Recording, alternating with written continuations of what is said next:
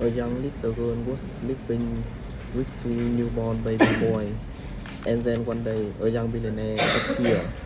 Young billionaire buys an abandoned hotel and finds a poor girl in the basement with newborn twins. She cries and says, "We live here. Please don't throw us out." What he discovers next will break your heart.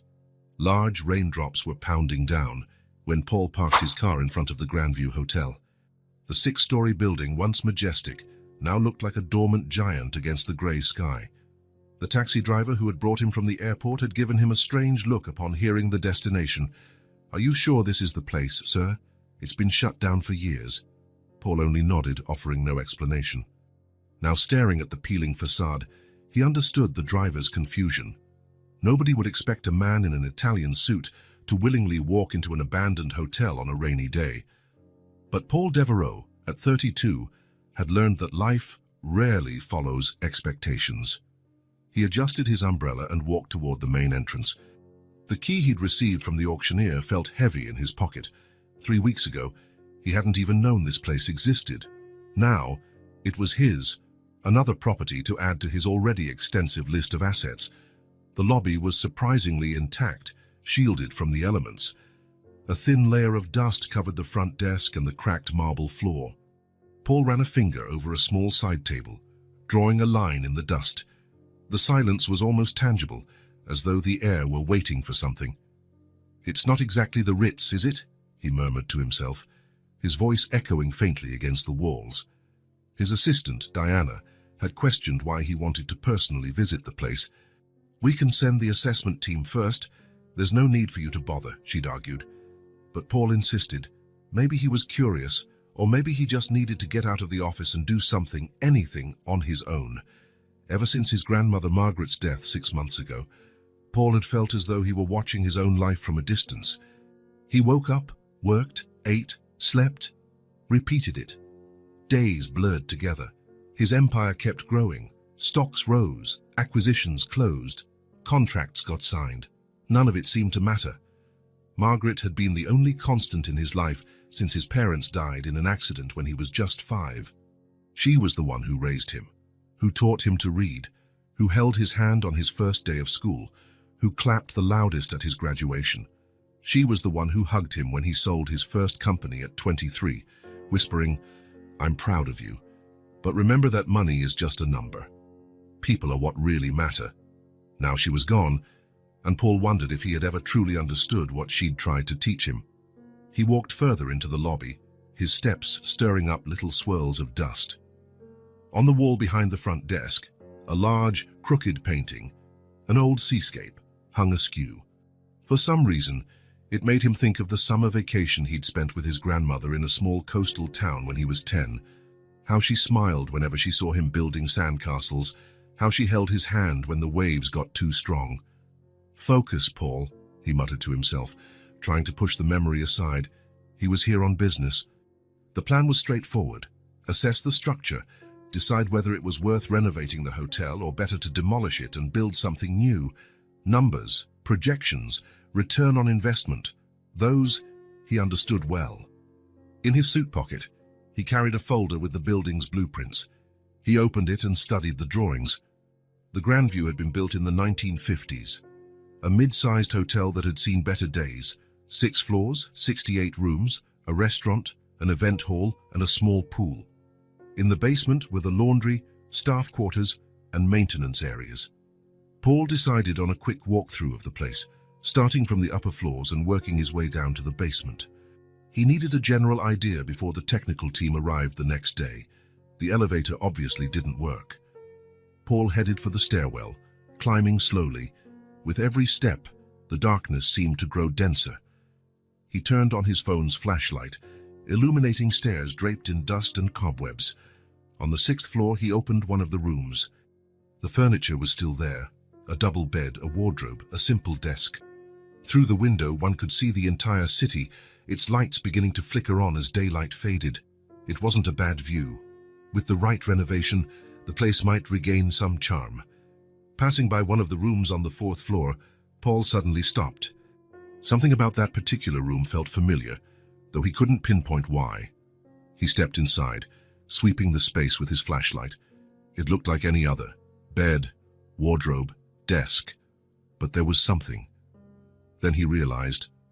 The curtains. They were blue with small boat designs, identical to the ones his grandmother used in her guest room, where he slept on weekends before he moved in with her for good. Impossible, he murmured. But there they were, the same shade of blue, the same little boats. How could they be here, in an abandoned hotel hundreds of miles from his grandmother's home? Paul approached, touching the dusty fabric. For an instant he could have sworn he smelled Margaret's perfume, that blend of lavender and vanilla that always surrounded her. A lump formed in his throat. "Grandma," he whispered, feeling foolish immediately. Of course she wasn't there. It was just an empty room with curtains that coincidentally looked like hers. Nothing more. He shook his head, snapping back to reality. He couldn't afford to get sentimental. There was an entire hotel to inspect, and daylight was running out. The middle floors revealed nothing special. On the second floor, Paul found what looked like the manager's room, a larger space with a small attached sitting area. On the first floor, besides the lobby, there was the restaurant and the event hall, both laden with dust and neglect. Finally, it was time to check the basement. The door leading to the service staircase was locked, but one of the keys on the keychain he'd been given opened it. The stairway was even narrower and darker than the main one. As he descended, the temperature dropped with each step, and the air became denser and damp. The phone's flashlight cast unsettling shadows on the concrete walls. Paul could hear the distant drip of water somewhere. The hotel wasn't as silent as it had first seemed. Down here there was a subtle symphony of noises, old pipes groaning, wind finding its way through invisible cracks, little creaks from the settling structure. The basement was larger than Paul expected. There was an industrial laundry room with big machines still draped in plastic sheets, a boiler room, enormous and silent, a storage room for cleaning supplies with empty shelves and a few forgotten buckets in a corner, and, finally, a narrow corridor that, according to the blueprints, led to the old staff quarters. Paul hesitated a moment before entering that corridor. There was something in the air, a foreboding, perhaps, the sense that something significant awaited him beyond that dark passage. He straightened his tie, an automatic gesture of regaining control, and moved forward. The corridor had 6 doors, 3 on each side, all closed. Likely small rooms for staff who lived too far away to commute daily. Paul began opening each one methodically, shining his light into empty, desolate spaces. When he reached the last door, he heard it. The sound was so low, so unexpected. He thought for a moment he was imagining it. He stopped, holding his breath to listen more carefully. There it was again, a muffled sob, the unmistakable cry of a child. Paul's heart pounded. Children in an abandoned hotel, perhaps homeless or something worse. "Is someone there?" he called, his voice echoing in a way it hadn't upstairs. Silence. Then a rustling sound, like someone moving quickly. Paul approached the door. "I won't hurt anyone," he said, keeping his tone calm and firm. "I just want to help." More silence. Then, barely audible, the sound of held breath. Carefully, he pushed the door. It was stuck, and he had to force it. The rusty hinges screeched, almost screaming in the basement's quiet. His flashlight swept the small room. There was a single bed, a simple wardrobe, a chair, and in the far corner, curled against the wall like a trapped animal, was a little girl. She could not have been more than 5 or 6. Her brown hair was tangled, her dress, far too big for her thin frame, was dirty and worn. Her eyes, huge in her pale face, were locked on Paul with a mix of fear and defiance. And she wasn't alone. Next to her, wrapped in blankets, were 2 babies, so tiny they barely peeked out from the nest of cloth. "Hi," Paul said, keeping his voice low and gentle, like speaking to a frightened bird. "There's no need to be scared. I won't hurt you." He took a step forward. Instantly, the girl shrank back, clutching the babies to her. "Stay away!" she shouted, her voice surprisingly strong for someone so small. Paul halted, raising his hands in a gesture of peace. "It's okay," he said. "I just want to help. My name is Paul. What's yours?" The girl bit her lip, clearly torn between fear of this stranger and the urgency of caring for the babies. "Claire," she finally replied, almost inaudible. "Claire," Paul repeated, offering a gentle smile. "That's a lovely name. Are those your little brothers?" She nodded, reluctant. One of the babies started whimpering, and she automatically soothed him, showing a surprising skill for someone so young. "He's hungry," Claire explained, as if Paul should understand the urgency. "And Tom needs a fresh diaper. We ran out yesterday." Paul tried to process what he was seeing, a 5-year-old girl caring for 2 babies alone in a cold, damp basement of an abandoned hotel. How was this possible? "Claire, where are your parents?" he asked, trying to keep his voice neutral. The girl's eyes filled with tears and her lower lip trembled. Suddenly, her small chest heaved, and within seconds she was sobbing, big tears rolling down her dirty cheeks. "We live here. Don't make us leave. Please," she begged between sobs. Paul felt something icy slip down his spine. Clearly, the girl expected to be kicked out, sent off into the cold unknown. How many times had this already happened to her? How many places had she called home, only to be thrown out later? "No one's kicking you out," he assured her, crouching down to her level. "I promise. But I need to know where your mom or dad is." Claire swallowed a sob, looking at Paul with an intensity that made him feel as though he was being judged by someone far older and wiser than 5. "Mom's name is Sophie," she finally said, her voice cracking. "She lay down over there yesterday and never woke up." Paul followed the girl's gaze to the bed. There was what appeared to be a small mound of blankets. At first glance, he hadn't noticed anything unusual. Then he realized someone lay under those blankets, someone who wasn't moving. Heart pounding, Paul approached the bed. This time, the girl did not protest, only watched with eyes that seemed far too knowing for her age. Slowly, Paul pulled back part of the blanket. The face of a young woman appeared, eyes closed, skin pale, lips slightly blue. He didn't need to be a doctor to know she was gone. The shock hit him like a freight train. This woman, Sophie, had died here, in this dark, cold room, leaving 3 small children alone. How long had the girl cared for her siblings, watching over her mother's body, waiting for a miracle that would never come? He turned to Claire, trying to control his emotions. "Claire, you've been very brave," he said, crouching down again so she didn't have to look up at him. "But now I have to call some people to help, okay? To take care of your mom and you." Panic flashed across her face. "They're gonna take us away, separate us."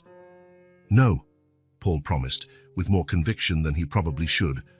"I'll make sure you stay together, I promise." One of the babies began crying more insistently. Paul looked at the children, hungry, frightened, alone, and made a decision. "I'm going to make a quick phone call," he told Claire. "Then we'll get you all some food, okay?" He moved away slightly, but kept the children in sight as he took out his phone. His first instinct was to call the police, but something stopped him. This required discretion, sensitivity. These children had been through enough trauma. Instead, he called Diana, his assistant. "Diana, I need urgent help," he said as soon as she answered. "I'm at the hotel, and I found—" He hesitated, looking at the children. "I found a delicate situation. 3 kids, their mother passed away. I need you to contact local social services, but discreetly. And send someone to buy baby supplies, formula, diapers, milk, clean clothes, anything young children might need. Also, I'll need a doctor we can trust. And, Diana, about the mother. We need to handle this as quietly as possible."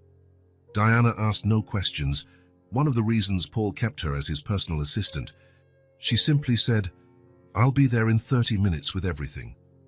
While he waited, Paul returned to Claire and the babies.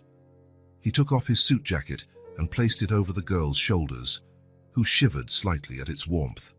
"Help is on the way," he said, sitting on the floor near her but not too close, so she wouldn't feel threatened. "My friend will bring food for you and the babies." Claire nodded, still wary but visibly relieved that someone was taking charge. "What are your little brothers' names?" Paul asked, trying to keep his tone light. "Ted and Tom," she answered. "They're twins. They're 9 months old. And you, how old are you?" 5, Claire said, holding up a small hand with 5 fingers spread out. 5 years old, practically a baby herself, carrying the weight of the world on her tiny shoulders. Have you been living here for a long time? Claire thought for a moment. Since the babies were really little. Mum said it was safe here, that no one would find us. That explained why the hotel was relatively intact, despite being abandoned. Sophie had likely kept it locked, so no one would discover they were living there. Is Mummy going to be okay? Claire asked suddenly, her large, hopeful eyes fixed on Paul. The question caught him off guard. How does one explain death to a 5-year-old? Claire, he began, choosing his words carefully, your mum, she's not going to wake up anymore. She's gone somewhere far away. Claire's eyes filled with tears, but she didn't break down. She simply nodded as though she already suspected the truth. She was really tired. I'm sure she fought very hard to stay with you, Paul said, feeling a lump in his throat. She must have loved you 3 very much. Claire didn't respond, continuing to rock the babies gently. They looked malnourished and exhausted, but miraculously alive. Less than 30 minutes later, Diana arrived with a discreet doctor on Paul's corporate payroll and a social worker who had been contacted under assurances of confidentiality. The doctor immediately examined the babies, while Diana laid out bags of food, diapers, and clean clothes on the floor next to Claire. The girl watched everything with a mixture of suspicion and hope. The babies are dehydrated and malnourished, but surprisingly stable given the circumstances, the doctor reported to Paul. The girl is also malnourished, but she's managed a bit better. They'll need hospital care. The social worker, a middle-aged woman named Mrs. Bennett, watched with professional yet kind eyes. This is a highly sensitive situation, she told Paul when they had a moment alone. Normally, the children would be placed in separate foster homes while we investigate any relatives who might assume custody. Something knotted inside Paul. Separate them? They've already lost their mother. They can't lose each other too. Mrs. Bennett nodded.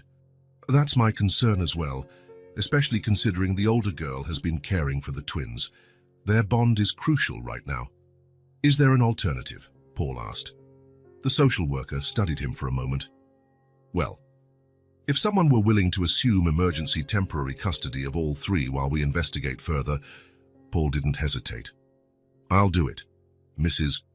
Bennett seemed surprised. Mr. Devereux, I understand your desire to help, but caring for 3 small children, especially under such traumatic circumstances, isn't a decision one makes impulsively. It's not impulsive, Paul replied, surprising even himself with the firmness in his voice. I found them. I feel responsible. And I have the resources to ensure they get everything they need. The social worker evaluated him for a few seconds longer, then sighed. We'll need to run background checks, inspect your home to ensure it's suitable for children, and you'll have to sign multiple documents. Whatever it takes, Paul cut in. Just don't separate these children. While they discussed the details, discreet medical and police teams arrived to handle Sophie's body. Paul insisted Claire not witness any of it, so he distracted her, along with Diana, by showing them the new clothes and toys that had been brought. When it was time to leave, Claire grabbed Paul's hand with a surprising strength for someone so small. Where are we going? She asked, her eyes still wary. Paul knelt down in front of her. We're going to my house. It's big and has plenty of room for the 3 of you. You'll stay together, I promise. Claire looked at him, then at the twins, who were being tended to by nurses. Are we coming back here afterward? Paul thought of the cold, dark room, of the mother who would never return, of the childhood these children had almost lost entirely. No, Claire. You'll never need to come back to this place again.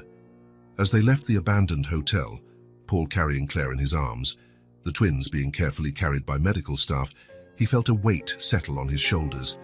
It wasn't an unpleasant weight, he realized. It was the weight of responsibility, of connection. For months, ever since his grandmother passed, Paul had felt empty, as if a part of him had died along with her. Now, holding this frightened child who had displayed more courage than most adults he knew, he felt something different, something he hadn't expected to feel again so soon. Purpose. In the car on the way to the hospital, where the twins would receive the care they needed before going to Paul's house, Claire finally fell asleep, exhausted by fear and too much responsibility. Her small hand clutched Paul's shirt, as though afraid he might vanish the way her mother did. Paul looked at her sleeping face and made a silent promise, not only to Claire and her brothers, but also to himself and, in some way, to his grandmother. These children would never be alone again. They would never again know abandonment, fear, or hunger. And maybe, just maybe, by caring for them, he could find what he had lost when Margaret died, a sense of family, of belonging. The echo in the empty halls of his own life might finally be filled by something other than silence. Paul's car pulled into the emergency entrance of St. Andrew's Memorial Hospital, where a medical team was already waiting for them. Diana had phoned ahead to make sure they would receive immediate attention. The twins, still asleep in hastily arranged blankets, were gently transferred to infant stretchers. Claire, still clinging to Paul's hand, watched with wide, anxious eyes. "Will they be okay?" she asked, her voice a whisper. "Yes," Paul reassured her, giving her hand a gentle squeeze. "These are very good doctors. They'll take care of your little brothers, and you too." A middle-aged doctor approached, introducing herself as Dr. Patel, head of pediatrics. Her smile was kind, though her eyes assessed the children with the clinical precision of someone immediately evaluating their condition. "We'll take them for some tests," she explained, "so you can come along." The next few hours were a whirlwind of medical procedures, forms, and hushed conversations. The twins were found to be dehydrated and malnourished but stable, considering the circumstances. Claire, though thin and obviously lacking proper care, was in better shape than her brothers. "It's extraordinary," Dr. Patel commented to Paul, while they watched Claire being weighed by a nurse. "This girl kept 2 infants alive under conditions many adults would have found impossible." Paul only nodded, his throat too tight to speak. He thought of the children's mother, a woman who had taught her 5-year-old daughter to care for twin babies with such efficiency that they survived even after her death. What kind of love and desperation lay behind that lesson? After consulting with Mrs. Bennett, the social worker, it was decided the children wouldn't need to be admitted for a long stay. They would receive vitamin supplements, a special diet, and regular medical follow-ups. But they could go home. For now, home would be Paul's home, at least temporarily. "We have some basic clothes and supplies for you," Paul explained to Claire as they waited for the final paperwork. "And tomorrow we'll buy everything else you need." Claire, sitting on the exam table with her legs dangling, nodded seriously. Her eyes never left her brothers for very long, as though afraid they might disappear if she didn't keep watch. "We're going to live at your house." "Yes, at least for now," Paul replied. "It's a big house, sir, with plenty of space for the 3 of you." The girl considered this for a moment. "Is it far from here?" "Not too far. About a 20-minute drive." Claire seemed either satisfied or resigned. Paul realized she probably never had the luxury of questioning adults. She must have learned early on that protesting rarely changed her fate. An hour later, they were back in the car. The twins, now clean, fed, and in new clothes provided by the hospital, slept in borrowed baby seats. Claire gazed out the window, taking in the streets and neighborhoods passing by. When the car finally stopped in front of Paul's house, the girl couldn't hide her amazement. It wasn't ostentatious, but an elegant property in one of the city's more exclusive neighborhoods, an entirely different world from the dark, damp basement they had been found in. "We're here," Paul announced, trying to sound casual. With help from the nurses hired by Diana, they carried the still sleeping twins and entered the house. Paul watched Claire's face as she took it all in: the wide foyer, the polished wood floors, the sweeping staircase leading to the second floor, the artwork on the walls, the soft but plentiful lighting. "This whole house is yours?" she finally asked in a small voice filled with disbelief. "Yes, I live alone," Paul replied. "Well, my housekeeper, Martha, is here too, but she's on leave this week." In truth, Paul had given Martha paid time off, guessing she might not react well to the sudden invasion of children into her meticulously maintained home. Paul showed Claire around: the living room with floor-to-ceiling windows, the spacious kitchen, the formal dining room he rarely used, the office where he spent most of his time when at home. On the second floor, He pointed out the master suite and 3 guest rooms, all elegantly decorated yet clearly unused. "Which one will be our room?" Claire asked, looking around warily as though afraid to touch or break something. Paul realized he hadn't thought this through. There were enough bedrooms for each child to have one, but something told him that wouldn't be right, not after everything they'd gone through. "I think this one might be good for all 3 of you, at least for now," he suggested, indicating the largest guest room, adjacent to his. "What do you think?" Claire entered hesitantly, her small fingers brushing the silk duvet on the queen-size bed, testing its texture. "It's really soft," she observed, almost to herself. "But we need cribs for the babies," Paul realized aloud. "For tonight, we might have to improvise." "Big drawers," Claire suggested promptly. "Mom used to line big drawers with blankets when they were newborns." Paul felt a pang, picturing that desperate mother trying to raise 3 children with so few resources. "Drawers, yes, that's a good idea," he agreed. "Let's see if we have some that will work." With the nurse's help, they turned 2 large drawers from an old dresser into makeshift cribs, lining them with soft blankets. Claire supervised with the seriousness of a veteran mother, instructing exactly how the blankets should be folded. "They like being wrapped up tight," she explained, "so they feel safe." The twins woke almost simultaneously, as though in sync. One of them, Ted, Claire identified, started crying loudly. "He's hungry," Claire announced confidently, as if she had heard that cry hundreds of times. One of the nurses prepared bottles according to the hospital's dietary instructions. Paul watched, fascinated, as Claire tested the milk's temperature on her wrist with the efficiency of an experienced mother. "It's good," she confirmed. Paul picked Ted up, a bit awkwardly, under Claire's watchful eye, and tried to feed him. The baby fussed, turning away from the bottle. "Not like that," Claire corrected him gently. "You have to hold him higher, with his head here." She rearranged Paul's arms to form a better angle. Following the little expert's directions, Paul finally got Ted to accept the bottle. The tiny boy sucked hungrily, eyes fixed on the face of the adult feeding him. "You're doing it right," Claire approved, watching the scene while the other nurse tended to Tom. After being fed, changed and soothed, the twins fell asleep again in their makeshift cribs. Claire, though visibly exhausted, fought sleep, insisting she had to watch over her brothers. "You need to rest too," Paul said softly. "It's been a really long day." The girl hesitated, looking at the big bed that seemed to intimidate her with its comfort. After a moment, she grabbed one of the extra blankets and spread it on the floor between the 2 drawers. "I'll sleep here," she announced, "so I can hear if they cry." Paul wanted to protest, to tell her the bed was far more comfortable and that the nurses would watch the twins during the night. But something in her determined gaze stopped him. She needed that sense of control, that responsibility. It was part of who she was now. "All right," he agreed, "but if you change your mind, the bed's right here."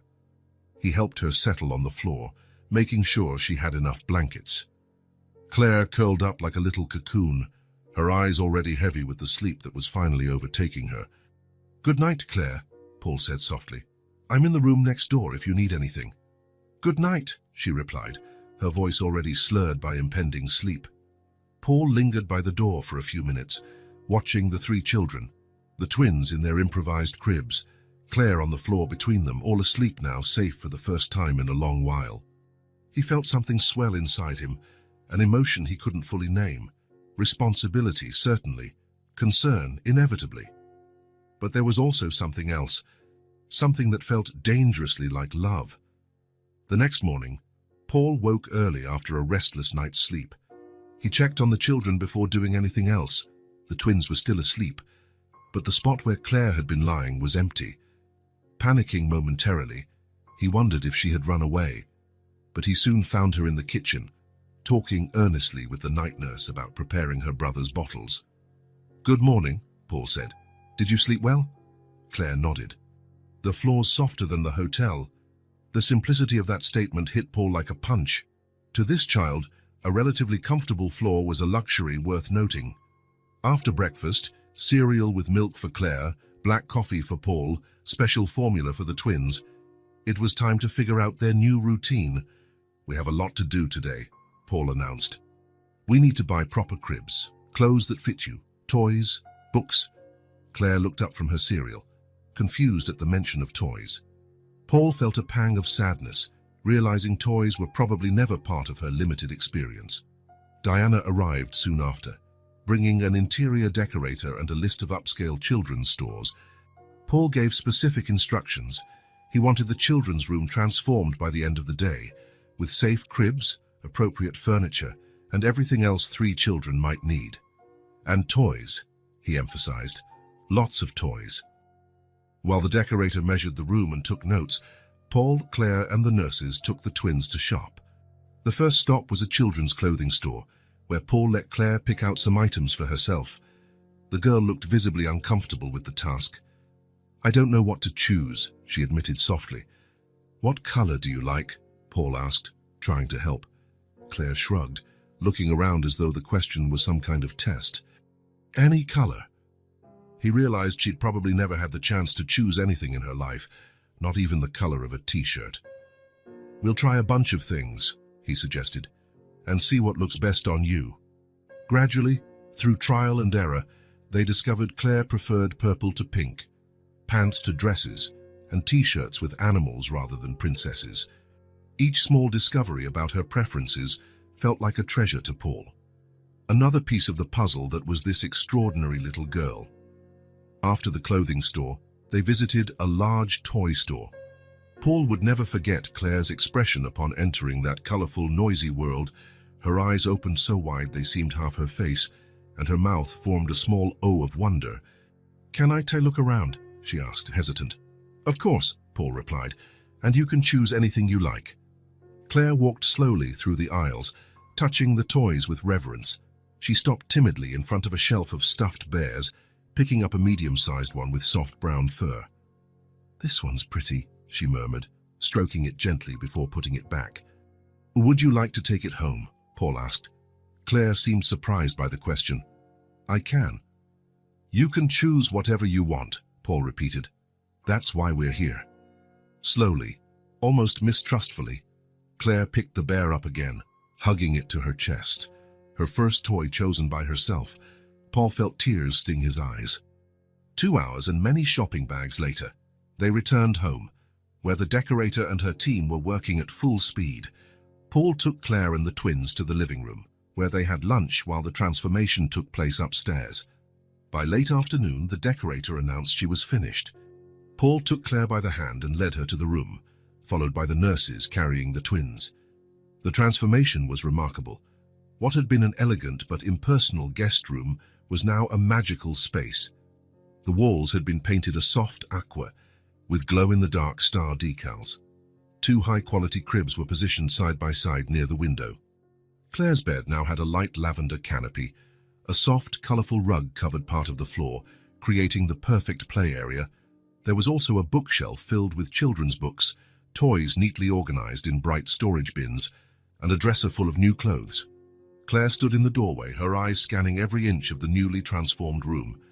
Is this for us?" she asked, her voice barely audible. "It's all yours," Paul confirmed. She took a few hesitant steps inside, touching the bed's canopy, looking at the fancy cribs, picking a book off the shelf. "Thank you," she said simply, but her eyes conveyed far more than the word could contain.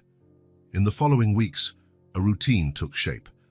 Paul learned how to care for the twins, making frequent mistakes, diapers put on backwards, spilled bottles, baths that left him wetter than the babies. Claire watched his efforts with a mix of amusement and concern, offering surprisingly useful tips. "You have to rock him like this after eating." She demonstrated the correct burping technique for Ted. "And Tom doesn't like his ears wiped. Be careful." Paul followed her instructions humbly, amazed by the intuitive knowledge of this 5-year-old child. "You're a great teacher, Claire," he praised her often. Little by little, Claire began allowing herself to be a child. At first, these were fleeting moments. A smile when she discovered how fun it was to jump on the soft bed, a giggle when Paul used silly voices while reading stories. Then longer spells of carefree play, building towers with colorful blocks, drawing with crayons, hugging her new stuffed bears before bedtime. Paul completely reorganized his life. Meetings were cancelled or moved online. projects were delegated.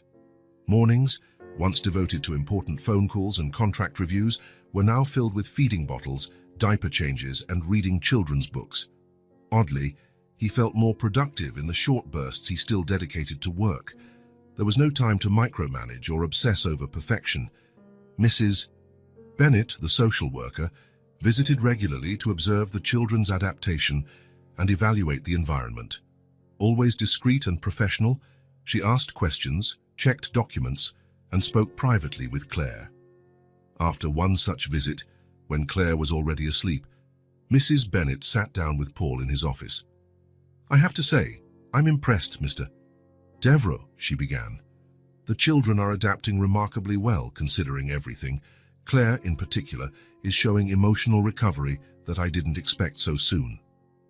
"I'm doing my best," Paul replied simply. "I can see that," Mrs. Bennett agreed. "Which leads me to a question. What are your long-term intentions?" Paul paused, realizing this was a crucial inquiry. It had all started as an instinctive response to an emergency, a humanitarian gesture. But now, "I want to keep them with me," he answered honestly. "Permanently, if possible." "You're talking about adoption." The word had never been spoken before, but as soon as he heard it, Paul knew that was exactly what he wanted. "Yes, adoption." Mrs. Bennett studied him for a moment. "It's a complex process, Mr. Devereux, especially for a single man with no prior parenting experience, and we're still trying to locate any relatives who might assume custody. But if you don't find anyone, then your chances would be reasonable," she conceded. "You have resources, stability, and there's already an obvious bond between you and the children." That night, after Mrs. Bennett left, Paul checked on the children before turning in.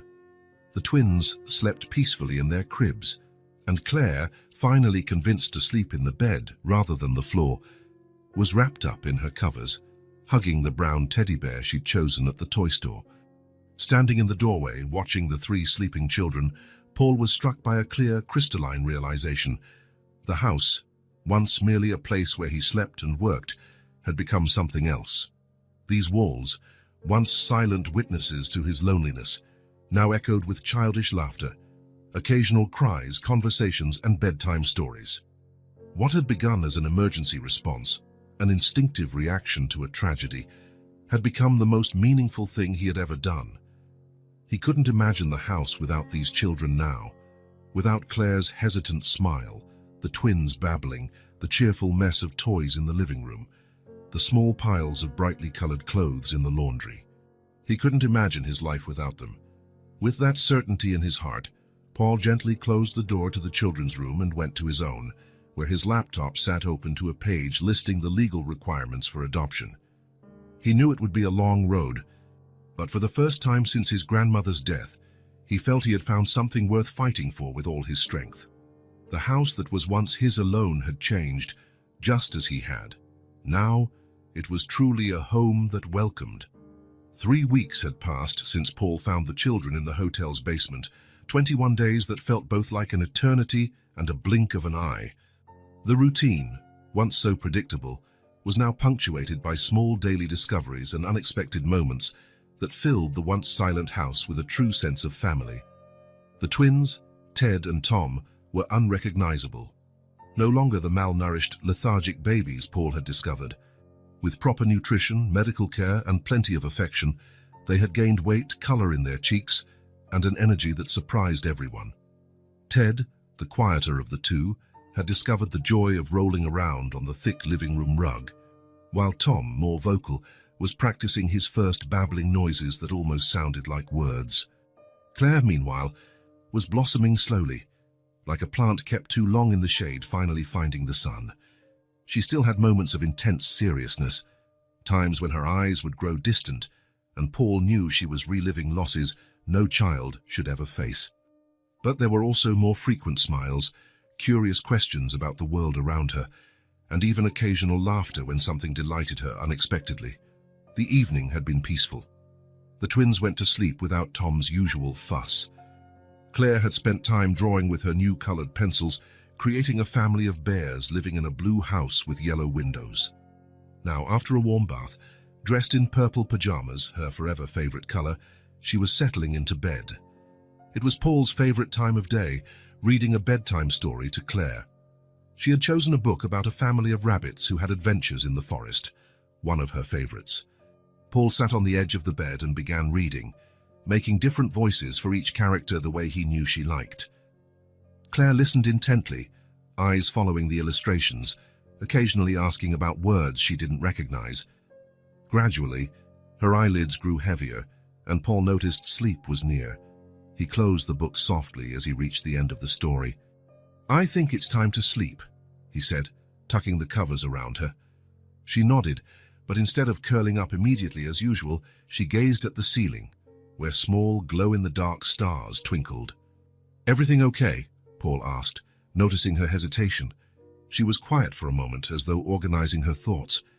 Then, without looking directly at him, she asked in a small but clear voice, "If someone wants to take us away, can you say that we want to stay with you?" The question hit Paul like a physical blow. His heart hammered in his chest. It was the first time Claire had explicitly voiced the desire to remain with him, for their temporary arrangement to become something more. Until now, she had simply taken each day as it came, never allowing herself the vulnerability of wanting something that might not happen. Paul held her small hand in his, feeling a tightness in his throat. He wanted to say yes immediately, that he would do anything to keep them, that he couldn't imagine life without them, but he couldn't find the words. The enormity of what was at stake, the lives of these three children, his own heart, rendered him momentarily speechless. Claire waited, eyes now locked on him, trying to read his expression in the dim light. Paul gave her hand a gentle squeeze, hoping to convey through touch what he couldn't yet say out loud. "Sleep well, Claire," he finally managed, kissing her forehead. "Oh, we'll talk more tomorrow." The girl seemed to accept his reply, or at least sense there was no rejection in it. She turned on her side, hugging the stuffed bear she never let go of, and closed her eyes. Paul stayed until her breathing steadied, indicating she'd fallen asleep. He left the room, leaving the door ajar just how she liked it, and headed to his study. He sank into the armchair by the window, the one that had belonged to his grandmother, and was one of the few things he had kept from her house.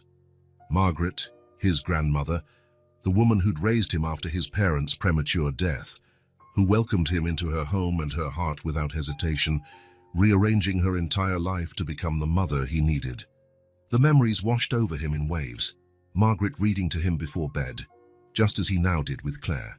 Margaret holding his hand on his first day of school when he was terrified of being away from her. Margaret applauding every small achievement, every good grade, every swim meet. Margaret, elderly yet proud, at his college graduation, telling him his parents would have loved to see the man he'd become. Paul closed his eyes, a tear escaping. Now, for the first time, he truly understood what his grandmother had done for him.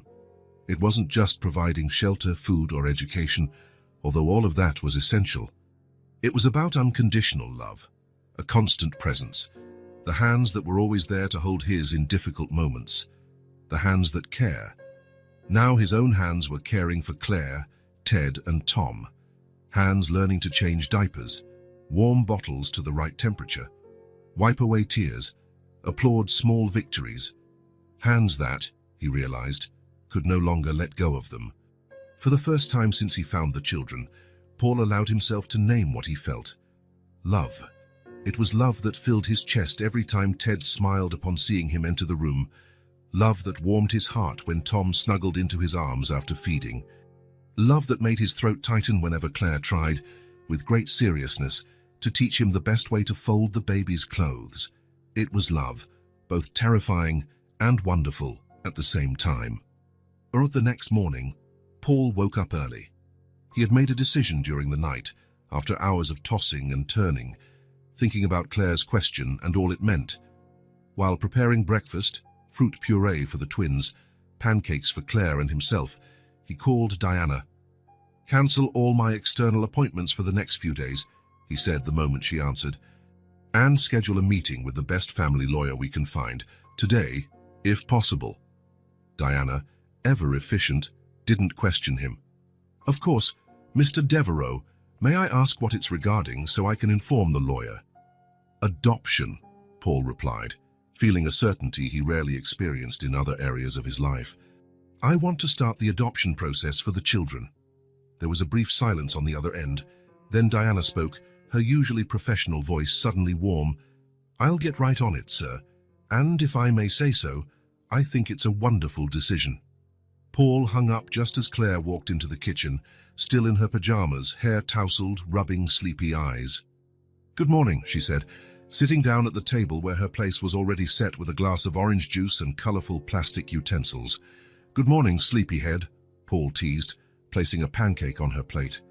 Did you sleep well? She nodded, picking up the fork. She seemed quieter than usual, and Paul suspected she was worried about last night's conversation, about the question she'd asked and how he hadn't answered directly. The twins soon joined them, brought by the nanny who was now helping in the mornings.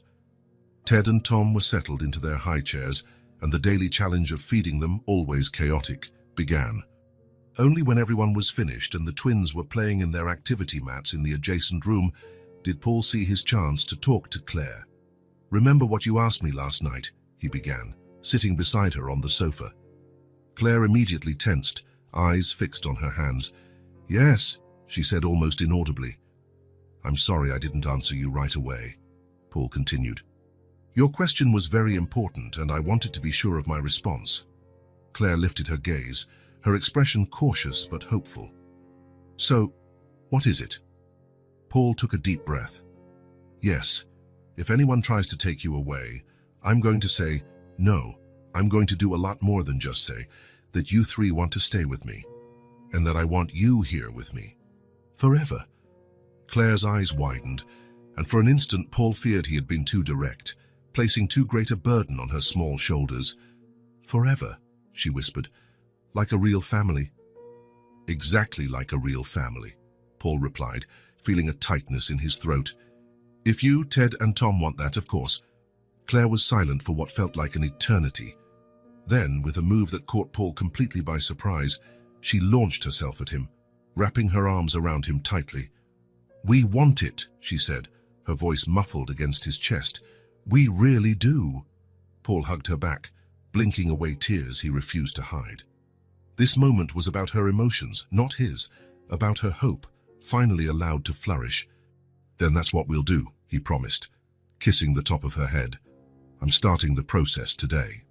The next weeks were a whirlwind of activity. Paul dove headfirst into the complex process of obtaining temporary legal custody, the first step toward formal adoption. There were countless forms, interviews, and home visits to arrange. Mrs. Bennett, the social worker overseeing the case, proved a valuable ally. Though always maintaining her professionalism, she seemed genuinely supportive of the children staying with Paul. I rarely see such a successful adaptation, she observed during one of her visits. Claire is making remarkable emotional progress, and the twins are thriving. But most importantly, there's a clear bond between you. The family lawyer Paul hired, a middle-aged man named Robert Mills with decades of experience in adoption cases, was also optimistic. We have a few advantages, he explained during a meeting to review documents. Your financial status is obviously a plus. Your home and lifestyle offer stability. The social worker's report is extremely positive, and the fact that the children are already in your care, adapting well, weighs heavily in your favor. What about potential downsides? Paul asked, always pragmatic. Being single with no prior experience raising kids might raise some questions, but it's nothing we can't address, Mills replied. The key is to keep documenting the children's progress under your care and demonstrate your long-term commitment to their well-being. As the legal proceedings moved forward, Paul completely overhauled his professional life. Business trips were eliminated. In-person meetings were minimized. The work that once consumed 12 to 14 hours a day was compressed into the time when the children were at preschool or asleep. Yes, preschool. Claire had started attending a half-day kindergarten, which initially terrified her, but which she now looked forward to each morning. The twins, nearing their first birthday, went to daycare at the same institution, easing the logistics and comforting Claire, who still felt responsible for her brother's well-being. Evenings, once filled with contract reviews and spreadsheets, were now dedicated to bath time, bedtime stories, and lullabies. Paul discovered he could finalize in 20 minutes the same meetings that used to drag on for 2 hours, simply because he knew Claire was waiting for story time, a sacred ritual for both of them. The house, which had already transformed since the children's arrival, continued evolving. What began as a quickly furnished room was now a truly personalized space. Claire had picked out new wall decals, dinosaurs, her current obsession since Paul took her to a natural history museum. The once pristine, minimalist living room now had a permanent corner devoted to toys, and no one minded the occasional building block found under the couch. On Paul's desk, beside his laptop and important documents, stood a framed drawing by Claire, 4 stick figures of different heights, all holding hands beneath a smiling sun. On the back, in the shaky handwriting of someone learning to write, were the words, "My family." Paul looked at that drawing whenever doubts arose, when the legal process seemed too slow, when nights of teething babies left him exhausted, when he wondered whether he could truly be a good father. Family. That's what they had become. An unlikely family, born of chance and tragedy, but now more real than anything Paul had ever known. He still hadn't said the words. Those 3 simple yet monumental words that filled his chest each time Ted recognized him with a smile. Tom stretched out his arms for a hug, or Claire proudly showed off a new drawing or talked about her day at school. But he knew, with absolute certainty, he already loved them with a depth he'd once learned from his grandmother. Love expressed more in actions than words, in the hands that care and protect. Hands he silently swore, as he watched the 3 children sleep, would never abandon them. The adoption process moved forward, although more slowly than Paul would have liked. All necessary paperwork had been submitted, the initial interviews completed, and the house had passed all inspections. Mrs. Bennett continued submitting positive reports about the children's adaptation and Paul's capacity as their guardian. But one obstacle remained, preventing the process from advancing to the next stage, formally identifying the children's mother. Sophie, that was the only name Claire knew. Without a full name, official records, or a clear history, it was impossible to legally declare the children available for adoption. Paul was in his home office, reviewing some documents, while the twins napped and Claire drew quietly on the living room rug. The girl's concentration was impressive, her tongue sticking out at the corner of her mouth as she painstakingly worked on her artwork. The phone rang, pulling Paul from his thoughts. It was Detective Ramirez from the local police, who had been assigned to investigate the mother's identity. "Mr. Devereaux," greeted the detective. "We've made some headway, but we're still having trouble identifying the woman found at the hotel. No fingerprints on file, no documents, no recent residence records. It's as if she simply disappeared off the map." Paul sighed in frustration. "I understand. Is there anything else we can do? We're working with a forensic artist's sketch of what she might have looked like, based on the condition of the body, also using approximate age and the estimated date of death. But we need more info. The older girl doesn't remember anything else. A last name, maybe. Where her mother worked before, any relatives. Claire only knows her first name, Sophie, and that she cleaned places, as she puts it, likely a maid or a housekeeper, but I'll try talking to her again, see if I can find out more." After hanging up, Paul watched Claire for a moment. She had adapted so well over the last weeks, smiling more, fewer nightmares, making friends at kindergarten. He hated dragging her back to that painful past, but it had to be done. "Claire," he called gently, moving to sit on the floor beside her. "That drawing is beautiful." The girl looked up at him with that shy smile that still squeezed his heart. "It's our house," she explained, pointing at the big rectangular shape on the paper. "And that's us." 4 stick figures in varying sizes stood hand in hand in front of the house. "It's perfect," he praised sincerely. Then, choosing his words carefully, he added, "Claire, I need to ask you some things about your mom, about Sophie. Is that okay?" Her expression immediately grew more serious, but she nodded. "We're trying to find out more about her. Do you remember where she worked before, or if she had any name besides Sophie?" Claire frowned, thinking hard. She cleaned rooms in a big hotel. Sometimes she took me with her before the babies were born. It was a fancy place, with red carpets and lots of mirrors. Paul felt a chill. A fancy hotel with red carpets and mirrors could describe any high-end hotel, but a suspicion began to form in his mind. "Do you remember the name of the hotel?" Claire shook her head. "No, but there was a little crown design on the door." Paul's heart skipped a beat. A crown! His own hotel chain, Devereux Hospitality, used a stylized crown as its logo. Could it be? What about her last name, or any friend or relative she might have mentioned? Claire thought a bit more. She had a friend named Justine, who also cleaned rooms, and her last name. Her eyes lit up with remembrance. It started with L. She taught me how to spell. Unless something. Lambert? Lamont? Lamar? Paul offered. Lambert, that's it, Claire exclaimed. Sophie Lambert. She taught me how to write it, but I never got the B right. Paul felt a wave of simultaneous relief and dread. Thank you, Claire. That helps a lot. He smiled at her, trying to hide his turmoil. You can go back to your drawing now. It's looking really nice.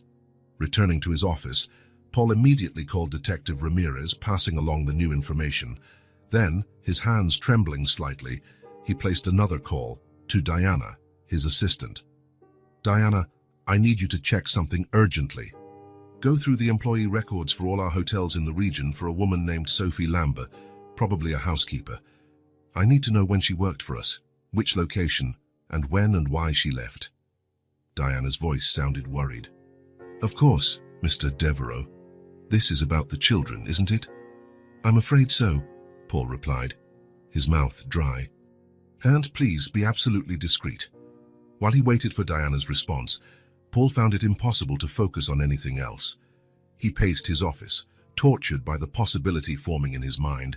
If Sophie Lambert had worked in one of his hotels, if she'd been his employee. The phone rang 20 minutes later. Diana, efficient as ever, had found what he needed. Mr. Devereux. Her voice was oddly restrained. I found her records. Sophie Lambert worked as a housekeeper at the Devereux Plaza from 2017 to 2019. She was let go in October of 2019, when the hotel's housekeeping was outsourced. Paul felt as though the air had been sucked from his lungs. October 2019. He remembered the decision, a recommendation from his finance team to cut operational costs. Dozens of employees laid off and replaced with a contracted cleaning service. He had signed the documents without a second thought, focused only on the numbers. Was there anything else in her file? He asked, his voice rasping. Just the basics. She was 29 at the time of termination, single, no dependents listed. Diana paused. Sir, does this mean... Thank you, Diana. I need to call Detective Ramirez. Paul ended the call before she could say more. With a heavy heart, he shared the information with the police. The detective promised to accelerate the investigation now that they had a full name and details of her last known job. That night, once the children were asleep, Paul sat on his porch, a glass of whiskey untouched by his side. The possibility that Sophie Lambert, Claire's and the twins' mother, had once been his employee, fired due to a cost-cutting measure he approved, was devastating. Try as he might to rationalize, he didn't know her personally. He wasn't aware of her situation. The decision affected dozens of staff, not just her. Paul couldn't stop the growing sense of responsibility. If Sophie had worked for him, lost her livelihood because of a line in a spreadsheet he signed off on. That 2 days later, Mrs. Bennett asked to meet him at her downtown office. Her tone on the phone had been grave, indicating important news. Paul left the children with the nanny and made his way there, his chest tight with dread ever since the revelation about Sophie. The social worker greeted him with her usual professionalism, but there was something in her eyes, a mix of empathy and concern, that alerted Paul the news wouldn't be easy. Mr. Devereux, she began once he was seated across from her desk.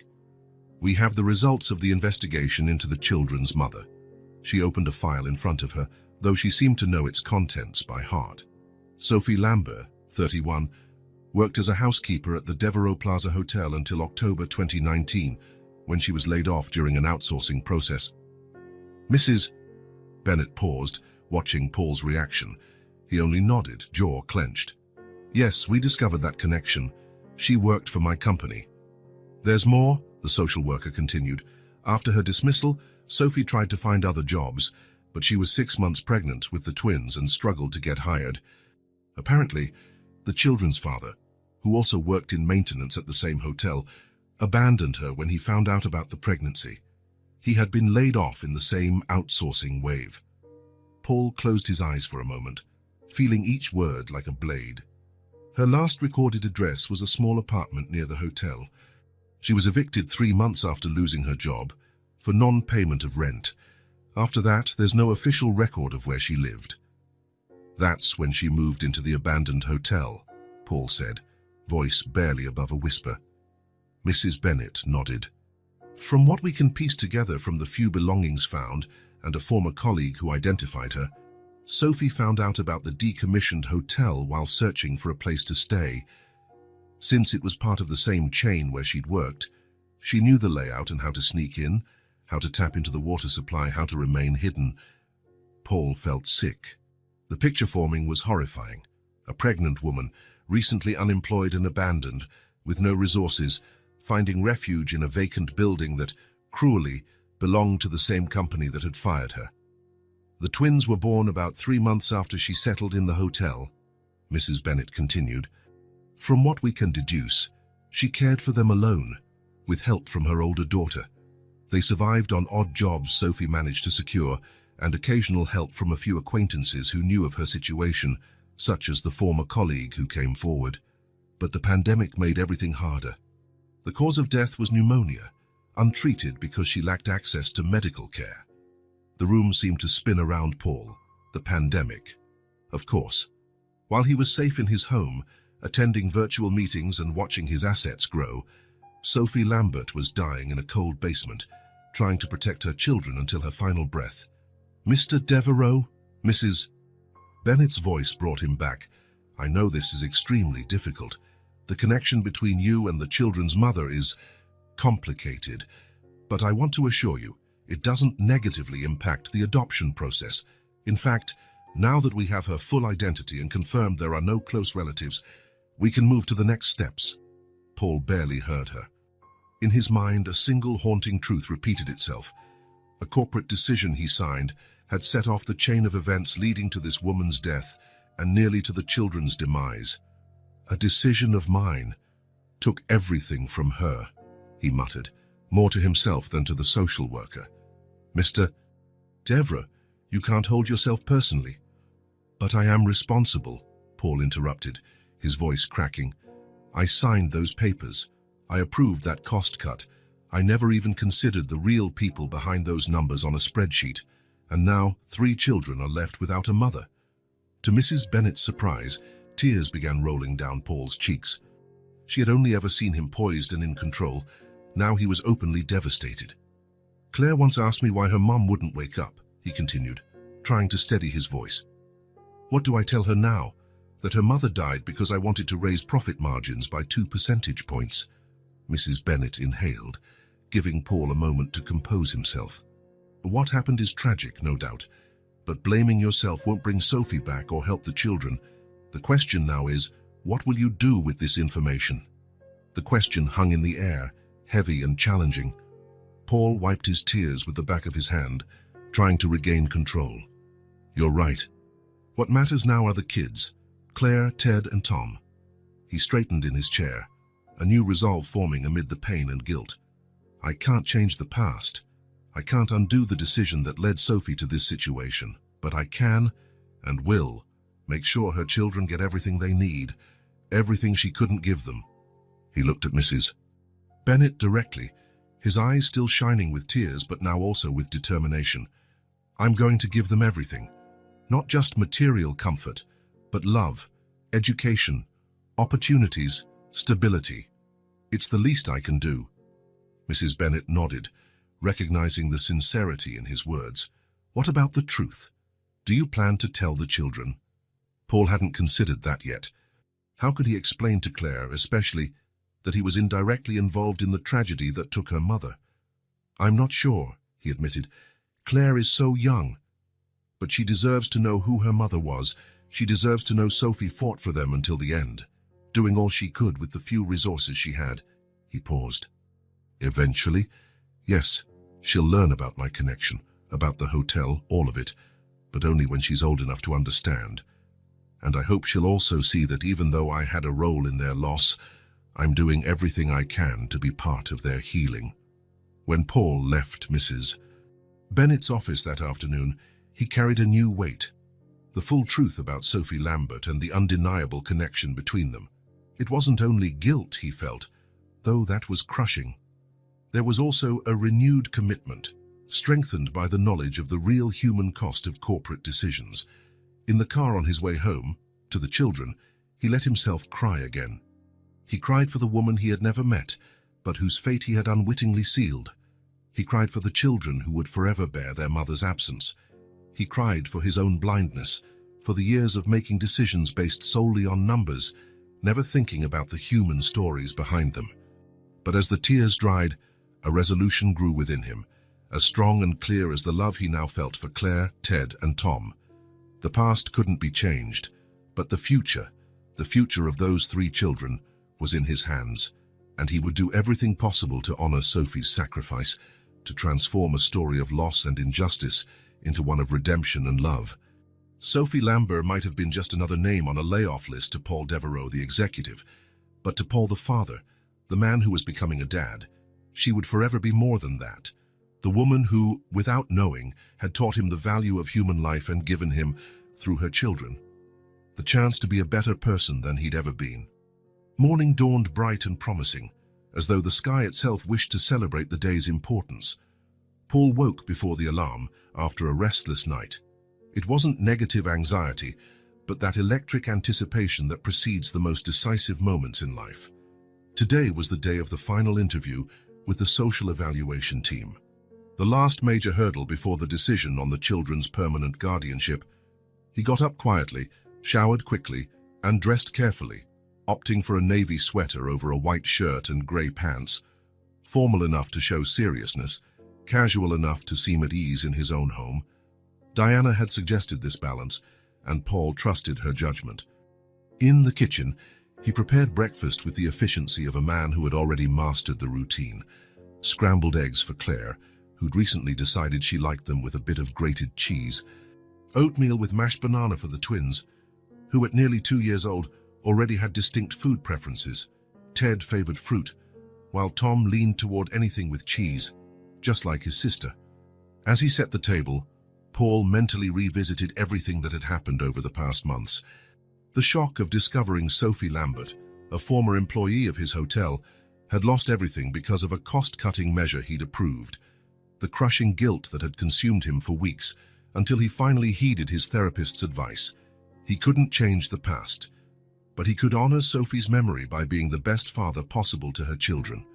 Then came the determination rising from the ashes of guilt, the complete restructuring of his company's employment policies, the establishment of a support fund for single mothers in vulnerable situations, the substantial donation to social housing programs. None of it would bring Sophie back, he knew, but maybe he could prevent other stories like hers from happening again. The sound of small, hurried footsteps broke his train of thought. Claire appeared in the kitchen doorway, still in pajamas, her hair a tousled frame around a face now fuller and healthier. "Good morning," she said, rubbing her eyes. "You got up early." "Good morning, Princess," Paul replied, smiling. "We have an important day today, remember?" Claire nodded, suddenly more awake. "Today's when those people come to see if we can stay together forever, right?" The simplicity of her question caught Paul's heart. "Yes, that's right. But don't worry, it'll be fine." "I'm not worried," she declared with surprising confidence. "You keep your promises. You're not like other grown-ups." Paul felt his throat tighten. In her 6 years, Claire had learned the hard lesson that adults' promises aren't always trustworthy. Except his, apparently. "Thanks for trusting me," he said, helping her onto the kitchen stool. "Now, how about these scrambled eggs?" While Claire ate, Paul went to fetch the twins. He found them already awake in their cribs, babbling in their private language, comprehensible only to them and occasionally to Claire. "Good morning, guys," he greeted, rewarded by identical smiles that still melted him, even after all these months. "Papa!" exclaimed Ted, reaching out for him. Not to be outdone, Tom did the same. After breakfast and the usual getting ready routine, baths, clean clothes, hair combing, the house was ready for the evaluation team. Paul took one last walk through, making sure all was in order. Not that there was likely to be much out of place. Martha, his longtime housekeeper, had adapted surprisingly well to the children's presence, keeping the house immaculate despite the permanent toy corner in the living room. The intercom buzzed precisely at 10 o'clock. Paul took a deep breath, straightened his sweater, and went to answer. Mrs.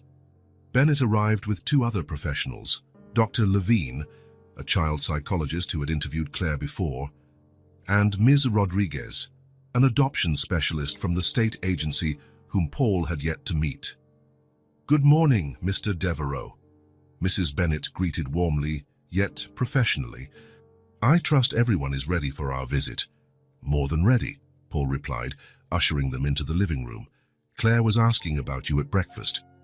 As though summoned by her name, Claire appeared at the living room door, holding one of the twins' favorite books.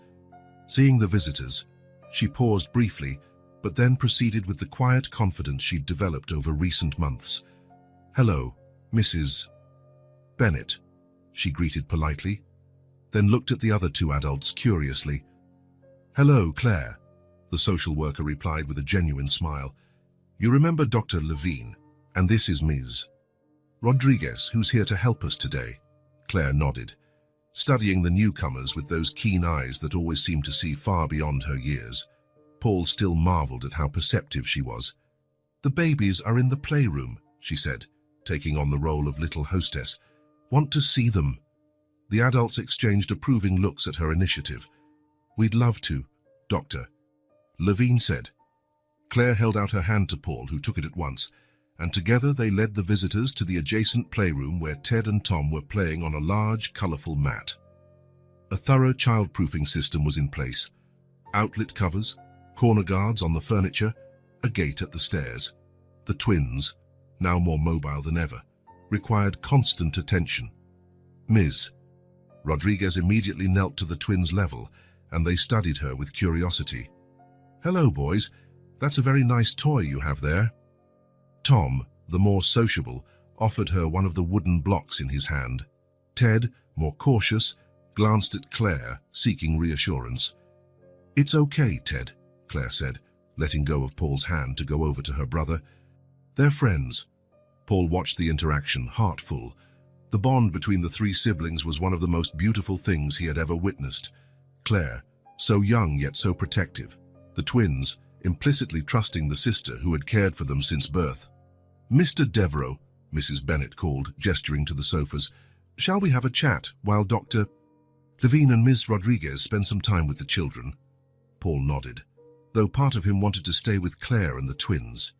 He followed Mrs. Bennett into the main living room, while the other two professionals remained behind with the children. "How are you feeling today?" Mrs. Bennett asked once they were seated. "Nervous," Paul admitted, forcing a tight smile. "But confident. We've built something real here, something good." The social worker nodded. "I can see that. The transformation in Claire, especially, is remarkable. I remember the first time I saw her back at the hotel. She was basically a miniature adult, carrying responsibilities far too heavy for her tiny shoulders. Now she seems like a child. A happy child." "She still has moments," Paul said. "Sometimes I wake at night and find her checking on the twins, making sure they're breathing, or stashing food in her nightstand as though afraid it might run out." "Scars from what she lived through," Mrs. Bennett observed. "It'll take time for those to fade, if they ever do. But the important thing is she's secure enough to gradually reclaim her childhood." Their conversation continued for about an hour, covering all the practical aspects of Paul's life with the children: routines, education, healthcare, plans for the future. Mrs. Bennett took occasional notes but mostly just listened, with the focused attention that characterized her. Then they switched places. Paul went to stay with the children, while Dr. Levine and Miss Rodriguez met privately with Mrs. Bennet. The minutes dragged by as he tried to concentrate on the twins' games and Claire's stories, all the while aware of the low voices from the other room. Finally, Mrs. Bennet appeared in the doorway. "Mr. Devereux, could you come for a moment? Claire, would you mind staying with your brothers a bit longer?" Claire nodded solemnly, like someone entrusted with an important mission. "I can read them a story," she offered, picking a picture book from the low shelf. Paul followed Mrs. Bennet back to the living room, where Dr. Levine and Miss Rodriguez wore carefully neutral expressions. He sat trying to steady his racing heart. "Mr. Devereux," Mrs. Rodriguez began, opening a folder on her lap, "we have a few final questions." The following questions were direct and occasionally uncomfortable, about his work schedule and how he would balance business demands with raising 3 small children, about his own childhood and losing his parents young, about his mental health after discovering his connection to Sophie Lambert. Paul answered everything truthfully, acknowledging his shortcomings but emphasizing his absolute commitment to the children. "I'm not perfect," he admitted. "I make mistakes. Sometimes I still put the twins' diapers on backwards." That earned smiles from all 3 evaluators. "But I love Claire, Ted, and Tom more than I ever thought it possible to love anyone. I'll do whatever it takes to be the father they deserve." Mrs. Rodriguez scribbled one last note and closed her folder. "Thank you for your honesty, Mr. Devereux. I believe we have everything we need." "So what happens now?" he asked, unable to hide his anxiety. "Now," Mrs. Bennet explained, "we need to deliberate. But first, there's something I need to show you." She opened her own folder and removed a sealed plastic envelope. This was found among Sophie Lambert's belongings in the hotel basement. The police kept it during the investigation, but it's been released now. We believe you should see it. Paul accepted the envelope with slightly shaking hands. Inside was a single sheet of plain paper, folded carefully. He recognized immediately the delicate handwriting, though it seemed made by someone weak or unwell. It was a letter, or rather a brief note. "To whoever finds my children. If you're reading this, it probably means I'm no longer here to care for them. I beg you, please, don't separate them. Claire needs her brothers as much as they need her. And please, don't let my children be lost. They are all I have. Tell them I loved them with every breath, until my last. Sophie L." Paul felt tears sting his eyes once more. The simplicity of those words, the concern of a mother who, even facing her own mortality, thought only of her children's well-being, was heartbreaking. "Don't let my children be lost," he whispered, rereading it. "They're all I have." He looked up to see the 3 evaluators watching him with sympathetic expressions. "They're all I have now too," he murmured, more to himself. Mrs. Bennet offered him a tissue, which he accepted with a nod of thanks. Carefully folding the note, he slipped it back into the envelope. "I believe you should keep it," the social worker said, "to show the children when they're older, so they know how much their mother loved them." Paul nodded, speechless. The weight of what Sophie Lambert lost and what he gained had never felt so real. "Well," said Dr. Levine, gently breaking the emotional silence, "I think we should discuss our observations in private now. Mr. Devereux, would you mind returning to the children while we deliberate?" Paul took a deep breath, composing himself. "Of course." He went back to the playroom, finding Claire reading enthusiastically to the twins, using different voices for each character, just as he did for her. Ted and Tom sat on the rug, captivated by the story and the bright pictures she showed them. "And then the little bunny found its way home," Claire was reading, turning the page carefully. "Because home is where your family is." "That's a great story," Paul commented, sitting down with them on the floor. Claire looked up with a smile. "It's their favorite." Then, noticing his expression, she frowned. "Are you sad?" Paul shook his head. "No, not sad. Just emotional." "Because the people are here to decide if we can stay together?" she asked, direct as always. "Yes, that's part of it." Claire closed the book and, to Paul's surprise, climbed into his lap, a gesture of affection she seldom initiated. "It's going to be fine," she said with a surprising certainty. "We belong together, like a real family." The twins, seeing their sister in Paul's lap, toddled over with unsteady steps to join the cuddle, each claiming a knee. That was how the evaluation team found them 15 minutes later, Paul sitting on the floor with all 3 children in his lap, reading the story Claire had started. So absorbed in their moment, they seemed oblivious to the rest of the world. Mrs. Bennet cleared her throat softly to get their attention. Paul looked up, unable to stand with the precious weight of the children on him, and tried to read the expressions of the 3 specialists. To his relief, they were all smiling. "Mr. Devereux," Mrs. Bennet began, her professional tone gentled by the scene before her. "After a thorough evaluation and considering all the relevant factors, we are ready to make our recommendation to the court." Paul felt Claire tense in his arms. Instinctively, he tightened his hold around her for reassurance and for himself. "Our unanimous recommendation is to grant you permanent custody of these 3 minors," Mrs. Bennet continued. "With Sophie Lambert's complete identification and confirmation that there are no living relatives, the formal adoption process can begin as soon as permanent custody is awarded." For a moment, Paul couldn't speak, emotion constricting his throat. Claire spoke first. "Does that mean we get to stay together? Forever?" Mrs. Rodriguez smiled at her. "Yes, Claire. It means exactly that." She turned to Paul, her eyes shining with mixed hope and fear, as though afraid to fully believe in the promise of permanence.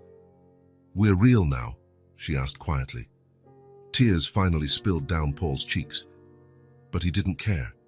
He smiled through them, placing his hands gently on Claire's small face. "It's real, and it's forever," he answered, his voice thick with emotion.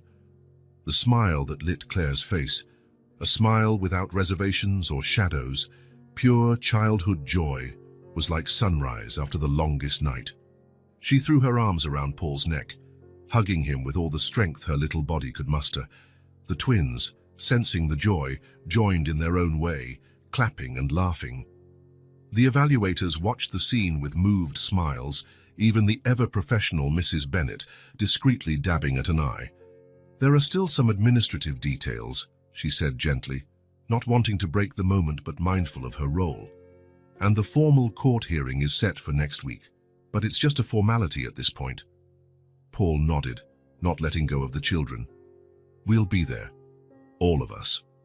After the evaluation team left, Paul and the children celebrated with an impromptu picnic in the living room, eating sandwiches and chocolate cake on a blanket spread over the rug, laughing and making plans for a future they would now officially share. That night, after the twins were asleep and Claire was in bed, Paul returned to his office and opened Sophie's note again. He read it several times, absorbing every word, honoring the woman he never knew but to whom he owed everything. "Don't let my children be lost," she had written. Paul looked at the framed photo on his desk, him, Claire, and the twins at the zoo, all smiling for the camera, a true family in every way that mattered. "They'll never be lost, Sophie," he promised aloud, "and you'll never be forgotten. Not them, not you."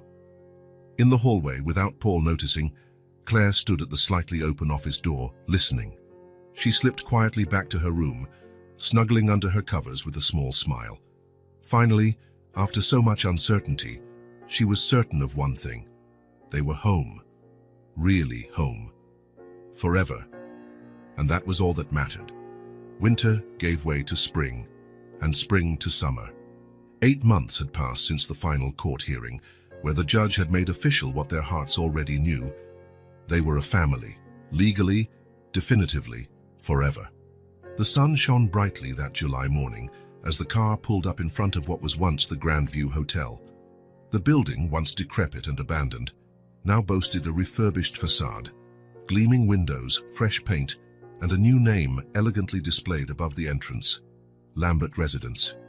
Paul took a deep breath, taking in the sight of the building that had changed his life. 2 years ago, none of this had seemed possible, neither the transformation of the old hotel nor the even deeper transformation that had happened within himself. "It looks beautiful, doesn't it?" he remarked to Claire, who was looking out the car window, eyes wide at the drastic change in the place where Paul had found her. "It doesn't even look like the same place," she replied, clearly impressed. Her small fingers fidgeted nervously with the edge of her purple dress, still her favorite color, one of the few certainties she carried from her past. Paul adjusted his tie, Still not entirely comfortable with formal wear even after years of corporate life. But today was different. It wasn't the businessman wearing the tie, it was the father. The man who had learned the true meaning of family in the most unexpected way. The original idea had come to him the day they discovered Sophie Lambert's background, that she'd once been employed by his hotel, fired during an outsourcing push he'd approved. That night, unable to sleep, haunted by guilt and the unexpected connection, Paul had begun planning something to bring meaning to that tragedy. Now, less than a year later, the project was complete. The Grandview Hotel had been entirely renovated into a residential complex for families in vulnerable situations, especially single parents and low-wage workers, exactly the kind of situation Sophie had once faced. "Are you nervous?" he asked Claire, noticing how she smoothed her dress repeatedly. The nearly 7-year-old shook her head, though her worried lip-biting betrayed her tension. "A little," she admitted. "What if I do it wrong?" "You can't do it wrong," Paul reassured her. "You just hold the scissors and cut the ribbon when I say so, that's all." She nodded, appearing more confident. In the back seat, Ted and Tom sat in car seats, unusually quiet, perhaps sensing the day's importance. At nearly 3 years old, the twins were no longer the fragile infants Paul had found. They were active little boys, each with his own distinct personality. Ted, the contemplative one who loved picture books and building block towers. Tom, the talkative explorer, with a laugh that seemed to fill the whole house. "What do you think Mom would say about today?" Claire asked suddenly, catching Paul off guard. It was a question that came up more often now that Paul spoke openly about Sophie, sharing the little they knew and keeping her memory alive as part of the children's identity. "I think she'd be very proud," he said sincerely. "Especially of you, holding the scissors at the opening ceremony." Claire smiled that smile that still made Paul's heart squeeze, a reminder of how much this little girl had overcome and how resilient she was. "Shall we?" Diana called from outside the car, glancing at her watch. "Guests are already arriving." Paul helped the children out. He carried a twin in each arm, while Claire walked beside him, carefully holding the ceremonial scissors wrapped in a purple ribbon. A small crowd had gathered at the entrance. Employees from the Devereaux Group, local officials, representatives from organizations supporting single parents and vulnerable families, along with familiar faces like Martha, almost a grandmother figure to the children now, Mrs. Bennett, the social worker who had guided them through it all, and even Detective Ramirez, who had investigated Sophie's case and now befriended the family. As Paul approached, the little crowd parted. There was a moment of silence, then applause. Claire gripped Paul's hand, partly hiding behind him. She was still shy around large groups, despite her progress. The mayor made a brief speech about the project's importance, a pioneering model in the city, meant to be replicated elsewhere.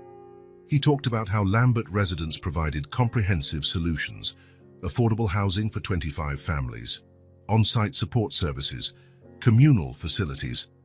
This project not only provides dignified housing for 25 families, the mayor concluded, but also integrates services that promote autonomy and development. It's exactly the kind of holistic approach our city needs. Then it was Paul's turn. With the twins now in Diana's arms, he stood at the microphone, Claire by his side, her small face solemn with the responsibility of the moment. "Lambert Residence is not just another property," he began. "It's a commitment to the 25 families who will live here. Parents who work essential jobs, teachers, nurses, people who keep our city running but often can't afford to live in it." He paused, glancing at Claire, who watched him closely. "When I acquired this hotel at auction 2 years ago, my intention was simply to renovate it or demolish and build something else. I was thinking only in terms of return on investment, spreadsheets, profits." His voice softened. "I had no idea that within these walls I'd find something far more valuable than any financial asset." The audience's gaze shifted toward the children, and Paul saw understanding smiles. "This place holds special meaning for our family. It was here, in this very building, that I found my children, here that our lives became entwined in a way none of us could have foreseen." His voice wavered slightly. "It was here that Sophie Lambert, a woman of extraordinary courage, sheltered her children to the last. We honor her memory not only by giving her name to this residence, but by ensuring it offers protection and a fresh start to families like hers. Paul paused, placing an arm around Claire's shoulders. The little girl looked at the crowd with a bit more confidence now. I learned from my children that buildings are more than physical structures. They're places where stories unfold, where lives can be transformed. This hotel, once the site of tragedy, has been reborn as a place of hope. I can't imagine a more powerful symbol than that. Applause rose again, warmer this time. Paul guided Claire to the red ribbon spanning the entrance. Diana stepped up with the twins, one in each arm. "Let's cut it together," Paul suggested, placing his hand over Claire's as she held the scissors. With a careful motion, the ribbon was cut.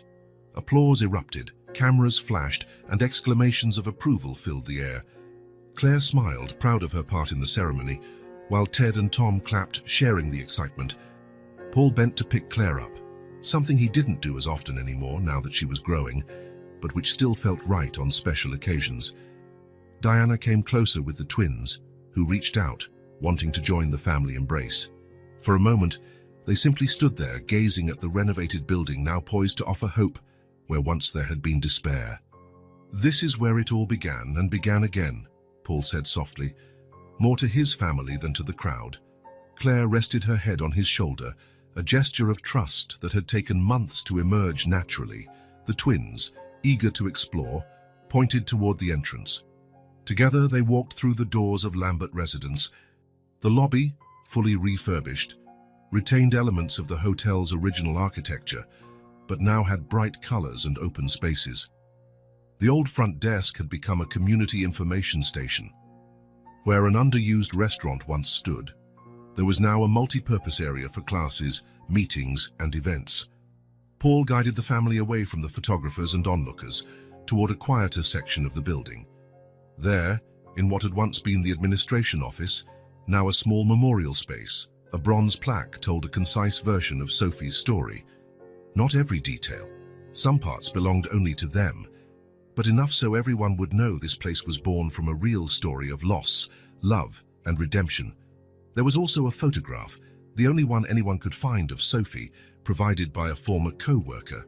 It showed a young woman with brown hair and a shy smile, wearing the Devereux Hotel uniform, the same photo that now occupied a place of honor in their home, so the twins would know the face of the mother they hadn't had time to remember.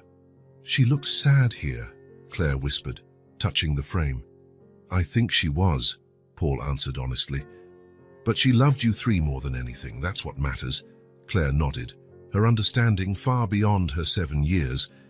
"I think she'd be happy to know we're together, that Ted and Tom are okay, and that no one got lost." "I'm sure she would," Paul agreed, feeling the familiar mix of emotions he experienced whenever he thought of Sophie Lambert: sorrow for a life ended too soon, gratitude for the 3 precious gifts she'd left the world, and a vow to honor her sacrifice by being the best father possible. After they left the memorial, they headed for the heart of the building, where the 25 selected families would live. Simple but comfortable apartments, bathed in natural light, each furnished with the basics for those starting anew. A daycare on the ground floor, serving not only the residents but also the surrounding community. A professional training center with computers and a small library. And the basement, where it had all started, now a bright, colorful playroom. Claire hesitated at the entrance to this last space, scanning the room as though searching for traces of the place she once knew. But everything was different now. Where once there was darkness and pain, laughter and color reigned. "It feels weird," she said. "It seemed a lot bigger and darker back then." "You were smaller," Paul reminded her gently. "And you were scared." She nodded thoughtfully. Then, in a sudden burst of resolve, she went inside the playroom, sitting in one of the bright little chairs. Ted and Tom, always in tune with their sister, ran in to join her, already drawn by the scattered toys. Watching the 3 of them, Paul felt a deep certainty. They had closed a circle. What had begun in tragedy now ended in hope. What had been born of loss had grown into new life. A story that continued each day, in every one of Claire's smiles, in every discovery the twins made, in every moment they shared as the family they had become. A new story, a new family. a new beginning. If this story touched your heart, subscribe to the channel and turn on notifications so you don't miss the next ones. Leave a like because it helps this story get recommended to more people. See you in the next story.